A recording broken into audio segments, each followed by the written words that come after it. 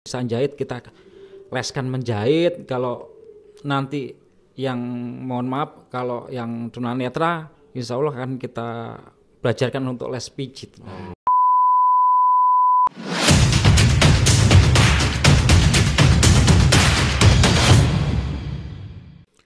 Assalamualaikum warahmatullahi wabarakatuh. Salam Pendekar Banten. Halo Sobat Pendekar, welcome back to our channel. Bersama saya Dirbinmas Polda Banten, Kombes Pol Sofan Hermanto. Supaya tidak ketinggalan video-video berikutnya, jangan lupa like, subscribe, share. Saat ini saya bersama Babin Kamtibmas Desa Cileles, Brigadir Kepala Oki. Dan kali ini pula kita akan berbincang-bincang mendengarkan pengalaman dari Pak Oki. Bagaimana Pak Oki mempunyai semangat, mempunyai kepedulian terhadap penyandang disabilitas dengan mendukung, mensupport, memberikan kebutuhan-kebutuhan setiap harinya dari hasil budidaya ikan yang dikelola bersama warganya. Dan saat ini para penyandang disabilitas bisa mandiri untuk mendapatkan penghasilannya sendiri. Semoga pengalaman dan kisah ini dapat menginspirasi kita. Mari kita sapa Pak Oki. Halo Pak Oki. Siap, Nan. Pak Babin Kamtibmas. Siap, Nan. Sehat hari ini? Alhamdulillah sehat, Nan. Alhamdulillah sehat. Pak Oki, saya ingin berbincang-bincang dan mendengarkan pengalaman dari Pak Oki tentang semangat yang tidak pernah padam memberikan perhatian dan kepedulian pada para penyandang disabilitas. Kalau Pak Oki ini sebagai Babin Kamtibmas, itu mulai tahun berapa Pak Oki? 2018. 2018 Siap, mendapatkan amanah sebagai Babin Kamtibmas. Siap, Nan. Tentunya sangat seru. Siap. Melaksanakan tugas sebagai Babin Kamtibmas. Siap, Nan. Kalau di desa binaannya sendiri itu jumlah warganya berapa Pak Oki? Jumlah untuk desa Cileles yang memiliki KTP kurang lebih 2.400. 2.400. Ya, yang memiliki KTP. Kalau jumlah keseluruhan penduduk desa Cileles kurang lebih 2.900 sekian. 2.900 sekian. Siap, Nan. Pak Oki ini sebagai Babin Kamtibmas desa Cileles saja atau dua, Nan? Dua Desa, Nan. Yang satu lagi? Desa Parung Kujang, Nan. Desa Parung Kujang. Siap, Nan. Ini berdekatan atau berjauhan? Berdekatan. Siap, jadi Nan. berdampingan ya. Siap, Nan, siap. Sehingga tidak menjadi kendala merangkap desa untuk membina warganya. Siap. Kalau di desa Parung Kujang sendiri berapa jumlah warganya? Kurang lebih kalau yang mempunyai KTP hampir 3.000, Nan.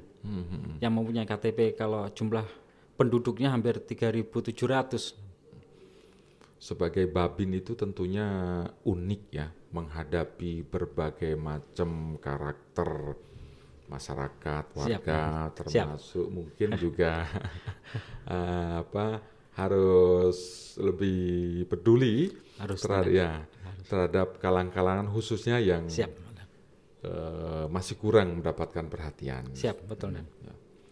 Kalau di Cileles sendiri, potensi apa di sana itu yang bisa dikelola bersama sehingga masyarakat itu bisa bersama-sama mempunyai aktivitas atau penghasilan? Siap, Nan. Untuk sementara untuk desa Cileles sama desa Parung Kujang saya ke budidaya ikan, karena airnya sangat bagus dari pengairan, terus tidak dimanfaatkan pengairan itu tadi. Akhirnya insya Allah kita udah bermain sama masyarakat sekitar, kurang lebih berjalan 3 tahun ke sini, budidaya ikan mas, ikan koi, sama ikan tawes. Kenapa kok milih budidaya ikan? Kan di sana kan potensinya mungkin banyak, bisa tanaman, bisa mungkin apa gitu, membuat batu bata atau apa. Kok yang dipilih budidaya ikan? Karena air yang melimpah, dan satu air melimpah, kedua lokasi yang sangat strategis, terus tidak dimanfaatkan. Kita mencoba 3 tahun yang lalu sampai sekarang alhamdulillah berjalan lancar. Daripada kita ke sawah, akhirnya masyarakat memilih untuk sawah itu. Dan jadi kemarin tantangan kita 1,5 tahun yang lalu, gimana caranya sawah juga ada ikannya Pak. Akhirnya kita coba nina padi namanya. Jadi di tengah-tengah itu ada sawahnya, kanan kirinya pembesaran ikan mas sama ikan koi. Alhamdulillah sampai sekarang bisa berjalan. Jadi untuk sawah bisa berjalan, ikan pembesaran juga bisa berjalan. Alhamdulillah. Alhamdulillah. Siap Dan. Itu lahan yang dibuat kolam ikan itu punya Pak Oki sendiri atau punya ini masyarakat? Punya masyarakat Dan. Cuman saya ngasih ide dan inspirasi pada masyarakat daripada tanah ini tidak dimanfaatkan dengan baik. Ayo kita belajar bersama-sama, bareng-bareng. Nanti kita salah benernya gimana nanti. Yang penting kita berusaha dulu gitu Dan. Siap Dan. Salah benernya nanti. Iya siap Dan. Kita ini kadang mengajak orang itu tidak gampang loh kan. Siap. Apalagi tidak dilatih sebagai marketing tuh. Siap Dan. Apakah pas pertama mengajak itu masyarakat langsung menerima, mau, atau mungkin ada yang enggan, ada mungkin yang tentunya tanya-tanya kan gitu. Ya sama Dan. Maksudnya masyarakat tidak harus semuanya mau, ada sebagian yang mau kita coba, yang mau alhamdulillah yang mau berhasil, yang tidak mau akhirnya juga ikut lagi. Sampai sekarang jumlah pengikut untuk budidaya ikan ini hampir 10 orang dan lokasinya untuk balong sawahnya ini kurang lebih 15 sampai 20 yang sudah berjalan sekarang gitu Dan. Dari 10 orang, 10 warga binaan. Siap. Ini bisa untuk membuat balong ikan 15 sampai 20 ya. Siap Dan, siap. Sudah berlangsung berapa lama berarti ini sekarang? Sampai sekarang detik ini hampir 3 tahun berjalan ke sini Dan. Tapi kalau untuk nina padi ini berjalan 1,5 tahun nih Dan. Selama 3 tahun itu apakah pernah gagal panen atau mungkin ada sempat berhenti gitu atau berjalan terus itu? Alhamdulillah untuk padi tambah subur Dan, karena makanan dari kotoran itu kita alihkan ke padi Dan. Dari aliran padi itu kita buang langsung ke sawah Dan. Jadi dari pemupukan padi nggak kita alirkan ke balong tadi. Jadi dari air balong kita larikan ke padi, dari padi kita buang ke padi lagi Dan. Termasuk yang balong-balong 15 sampai 20 itu tidak pernah berhenti? Tidak pernah berhenti Dan, terus berjalan aja Dan. Ini luar biasa ini bisa lancar. Amin. Kemudian hasilnya itu digunakan untuk apa itu? Hasil dari budidaya ikan tuh. Nah, itu jadi pertanyaan yang paling terakhir seperti itu Dan. Jadi untuk tujuan budidaya ikan ini untuk apa? Jadi untuk stabilitas apa orang-orang yang kurang mampu, apa jompo, apa anak yang terlantar seperti itu Dan. Jadi kita sisakan hasil usaha ini tadi untuk mereka-mereka dulu, dan untuk kita yang bekerja ini yang penting kita ada dulu, meskipun kita dapat 5% atau 10% tidak jadi masalah, yang penting sisanya buat mereka-mereka dulu. Tujuan saya mendirikan balong ini tadi, apa budidaya ikan ini, tujuan saya seperti itu. Kalau masyarakatnya mau, ayo kita berjalan. Alhamdulillah masyarakat sampai sekarang mau dan terus berjalan sampai sekarang. Jadi kurang lebih 40% keuntungan kita bagikan buat mereka dulu dan habis itu buat kita-kita yang 10 kelompok ini tadi. Jadi keuntungan dari budidaya ikan 40% disedekahkan atau mungkin digunakan untuk membantu masyarakat yang sangat membutuhkan. Siap, betul dan jadi untuk masyarakat bukan intinya, mohon maaf dan bukan yang membutuhkan dan tapi stabilitas yang kurang pemantauan masyarakat, pihak desa apa pihak kecamatan apa kabupaten, jadi yang belum tersentuh dari pihak-pihak itu, jadi kita support dulu dan jadi contohnya apa itu? Stabilitas yang terjangkau dari masyarakat ini tadi kan ada masyarakat di kampung itu kalau sakit, anaknya sakit apa mohon maaf jadi kurang sehat itu mereka lebih baik diem di rumah, dia tidak harus ke desa apa tidak, dan dia harus orang kampung ini mesti di rumah aja dan jadi kita harus jemput bola sendiri ke rumahnya dan dan kita mencari tahu masyarakat mana yang kurang mampu dan kurang sehat, ini nanti kita support duluan. Oke. Jadi seperti masyarakat yang mengalami sakit, yang tidak bisa berobat, mungkin ke puskesmas atau ke dokter. Siap, Dan. Selain itu mungkin ada kelompok-kelompok lagi yang perlu mendapat perhatian? Ya intinya kita mau, insya Allah minggu-minggu ini bulan ini akan kita buka juga dan ceritanya dan masih membuka Mutiara Stabilitas Kecamatan Cileles dan minta doanya aja, dan jadi biar kita tampung, biar kita urus ke depannya lebih baik lagi. Artinya dia akan berusaha sendiri, kita sekolahkan, kalau tidak bisa jahit kita leskan menjahit, kalau nanti yang mohon maaf kalau yang tunanetra insya Allah akan kita belajarkan untuk les pijit. Oke. Oh jadi tadi itu untuk membantu disabilitas ya, disabilitas bukan tadi kan nyampaikannya stabilitas tadi? Disabilitas. Oh disabilitas. Oh berarti budidaya ini difokuskan untuk membantu para penyandang disabilitas. Siap Nan, siap. Oh, oke. Luar biasa ini. Ada berapa banyak penyandang disabilitas yang di desa Cileles sendiri? Insya Allah kurang lebih itu 300. Yang di desa Cileles? Kalau yang di desa Cileles sama Parunggujang kurang lebih ada 50. 50 orang? Ya 50 orang Dan. Kalau yang dibina ini penyandang disabilitas, apakah hanya desa Cileles dan Parunggujang atau juga meluas? Insya Allah dan nanti tetap berjalan terus. Kita akan mencari setiap desa, tapi sekarang alhamdulillah bisa berjalan satu kecamatan Cileles Dan.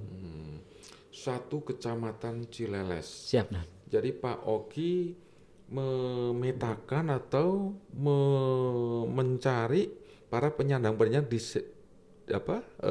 disabilitas di satu kecamatan itu. Kita mencari dan kalau mencari dari rekan-rekan kita juga dari masyarakat sekitar, biasanya masyarakat sekitar bicara, Pak di sana ada yang kurang sehat seperti ini Pak. Contoh kayak kemarin ada yang anak yang baru lahir mungkin panas dan jadi nggak dibawa ke rumah sakit, akhirnya ya seperti kejang gitu, dan jadi kita yang harus ke sana. Alhamdulillah ya kita urusin sampai sekarang, meskipun dengan keadaan seperti itu tapi kita akan berusaha terus semaksimal mungkin untuk mengurusin. Dan jadi untuk ngurus disabilitas ini Pak Oki tidak hanya fokus di desa binaan aja ya. Siap, di desa Cileles dan Parunggujang. Siap Dan. Tapi meluas hingga di desa-desa yang lain di Siap, kecamatan Cileles itu sendiri. Siap betul Dan. Kalau secara keseluruhan ada berapa banyak itu di kecamatan Cileles untuk penyandang disabilitas? Ya kurang lebih 300. Kurang lebih menurut saya. Kurang lebih 300 Siap, ya. Dan. Kalau di kelompok-kelompokkan itu macam-macamnya apa aja itu penyandang disabilitas itu? Yang terbanyak itu yang dari lahir, dan jadi dari lahir mohon maaf Dan, jadi dari lahir sebenarnya sehat dan karena orang kampung ini berobatnya kalau panas itu ya diobatin secara di kampung tradisional gitu. Jadi kalau kurang lebih untuk kurang sehatnya ini stabilitasnya ini 300, kalau per desa itu ya kurang lebih 50-an Dan. Apa aja tuh kayak kategorinya lah kategorinya gitu. Jadi kalau untuk kategorinya gini ada yang mungkin fisik kan, kemudian ada yang tunanetra, tunarungu gitu. Siap. Untuk tunanetra kurang lebih ada 20 Dan, satu kecamatan itu Dan ya. Tunarungu kurang lebih ada 15, kurang lebih nih Dan ya. Terus yang lebih banyak ini ODGJ Dan. ODGJ. Ya karena di sana kebanyakan ya dari kecil tadi itu kurang sehatnya karena panas kayak gitu. Jadi kurang perhatian keluarganya, terus SDM-nya juga kurang, akhirnya ya seperti itu dibiarkan saja Dan. Termasuk yang cacat fisik juga? Cacat fisik kurang lebih ada 30 dan yang fisik seperti itu yang dari kecelakaan, apa yang dari lahir kurang lebih 30 dan. Jadi dari 300 penyandang disabilitas itu setiap hasil dari budidaya itu disalurkan ke 300 itu, 300 penyandang disabilitas. Siap. Atau dipilih-pilih? Siap dan. Jadi untuk penyaluran biasanya yang udah berjalan itu dibagi 2 tahap dan. Tahap pertama tanggal 10 dan. Tahap kedua tanggal 20 itu yang tanggal 20 itu yang hitungnya sama aja dan cuman kita bagi-bagi aja, nggak harus setiap bulan itu kita bagikan rata tidak dan. Kita tahap dua kali gelombang gitu dan. Coba kita lihat kolam ikannya ini yang siap, budidaya nih, budidaya ikan ini. Siap dan. Nah, ini pas panen apa ini? Ikan mas atau apa ini? Ini masih campur dan karena masih kecil kita campur dari ikan mas sama ikan tawes jadi satu nih dan. Dengan siapa nih, pemilik lahan atau? Dia bukan pemilik dan kalau dia saya tugaskan untuk menjaga kolam dan merawat kolam. Kalau pemilik biasanya datangnya pagi sama sore dan karena dia ngasih makan gitu dan. Coba kita lihat pada saat mengunjungi disabilitas itu. Nah ini termasuk penyandang disabilitas yang kategori apa nih? Ini mohon maaf nih yang baru 2 minggu yang lalu dan 2 minggu yang lalu saya ketahuan dan dikasih tahu masyarakat panas ini dan dari kecil dia panas sama orang tua mungkin diobatin tradisional dan orang tua keterbatasan SDM-nya dan jadi ya akhirnya seperti ini dan. Coba yang lain. Nah kalau yang ini sama dan ini jadi kakinya semua tidak bisa bergerak, tangannya cuma bisa bergerak sebelah kiri aja dan ini dan. Jadi cacat fisiknya dia tidak bisa bergerak semua. Apakah ini dilatih juga untuk mampu mandiri? Siap dan itu alhamdulillah saya memberikan kursi roda itu dan ada di sebelahnya untuk berusaha saya untuk pakai tangan kirinya itu mendorong rodanya dan ini saya mencoba ngasih kursi roda dan sekalian untuk ngajarin untuk pakai kursi roda biar bisa berjalan dan bisa mandiri dan. Bisa mandiri. Siap dan. Tapi kalau untuk mungkin mendapatkan penghasilan sendiri belum bisa ya ini ya. Kalau dia belum bisa dan karena umurnya masih 14 tahun dan ada sedikit gangguan jiwanya dan. Oke. Dan saat ini pun juga Pak Oki didampingi oleh salah satu penyandang disabilitas dari 300 orang yang mewakili teman-teman penyandang disabilitas di Kecamatan Cileles. Bapak Jamaludin. Ya. Gimana kabarnya Pak Jamaludin, sehat? Alhamdulillah Pak, sehat. Alhamdulillah Pak Jamaludin. Mohon maaf Pak Jamal, kalau kenal Pak Oki sudah lama? Kenal Pak Oki kurang lebih ini Pak 3 tahunan Pak, 2 tahun 3 tahun lah. Ya. Kenalnya gimana itu sama Pak Oki itu? Itu dikenalkan sama paman Pak Haji Sedali. Katanya di sini kata Pak Oki pernah ngobrol katanya sepi amat rumah. Padahal kata ini Pak Haji juga ini ada orangnya katanya cuma ada kekurangan disabilitas gitu. Terus disabilitas netra gitu Pak. Iya. Terus setelah disampaikan ke Pak Oki ini ada penyandang disabilitas tunanetra, terus apa yang dilakukan Pak Oki? Ya itu Pak ngobrol-ngobrol terus ini gitu ngasih support, ngasih pendapat gitu, solusi untuk biar tunanetra itu mandiri gitu, tidak ketergantungan sama ini gitu, orang lain gitu, orang awas gitu. Diberikan support setidaknya menumbuhkan kepercayaan diri ya. Iya. Apa itu bentuk supportnya dari Pak Oki? Ya kebetulan kan saya udah ikut pelatihan masa shiatsu di PSBN Tamiat Bekasi gitu Pak. Cuma ya awalnya sih belum di ini gitu Pak, belum aktif panti gitu, mendirikan panti. Semenjak Pak Oki ini ada gitu, terus didirikan gitu panti. Awalnya ini gitu Pak, di itu alas dulu ininya pelangnya, terus dikasih ini apa? Dikasih minyak gitu Pak buat mijitnya gitu. Pokoknya dibuat inilah gitu, dibikin kamar untuk ini gitu, untuk apa menerima pasien untuk ini apa usaha pijat gitu Pak. Oh, jadi Pak Oki mensupport Pak Jamal supaya mampu mandiri, mendapatkan penghasilan sendiri dengan mendorong atau mungkin memanfaatkan keterampilan dari Pak Jamal itu ya? Iya Pak, iya. Oke. Apa aja itu yang disupport itu? Ya terutama ini apa? Ya pengecatan pelang gitu, terus ya banyak sih Pak, pokoknya ini gitu. Ya mungkin beberapa perizinannya, terus ya untuk ini gitu apa? Ya untuk keberlangsungan kehidupan Pak Jamal dan ini gitu. Ya inilah nggak bisa diungkapkan dengan kata-kata kalau ini Pak.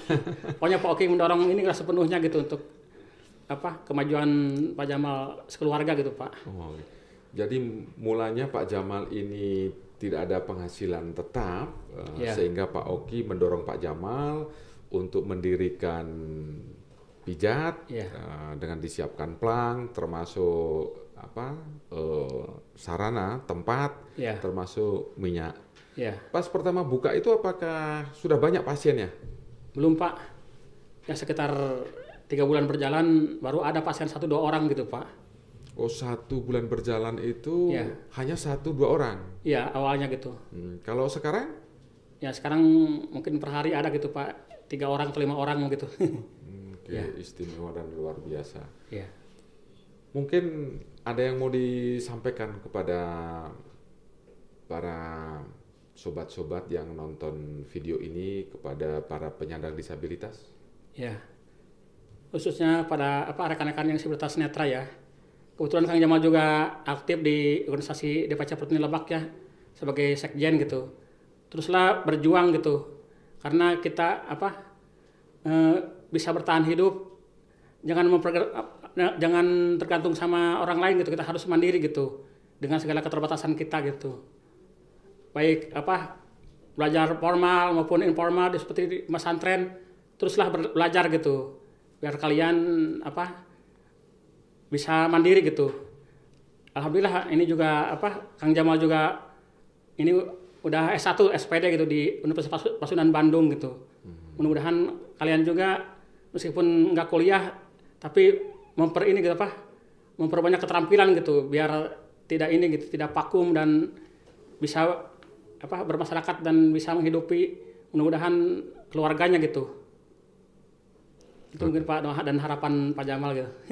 Terima kasih Pak Jamal, semoga bisa menginspirasi dan memotivasi para penyandang disabilitas. Ya, amin. Sebelum kita akhiri mungkin ada pesan-pesan dari Pak Oki selaku Babin Kamtibmas kepada teman-teman Babin Kamtibmas yang menonton video ini, termasuk kepada seluruh masyarakat. Mungkin ada yang disampaikan. Terima kasih Komandan. Pesan-pesan saya cuman untuk para Babin terus bekerja yang tulus gitu aja dan. Luar biasa. Para Babin agar bekerja dengan tulus. Sobat Pendekar, mungkin ini akhir dari podcast dan tentunya sebelum kita tutup, saya ingin menyampaikan pesan dan kata-kata motivasi dari teman-teman Babin Kamtibmas yang pernah disampaikan kepada saya.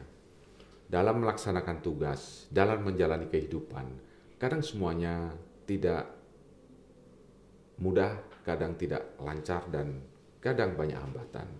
Dan teman-teman Babin Kamtibmas mempunyai mutu. Meskipun langkah terhentikan, jangan biarkan satu orang pun memadamkan semangat kita. Tetap berprestasi, bekerja dengan tulus, dan tetap menebar kebaikan. Wassalamualaikum warahmatullahi wabarakatuh.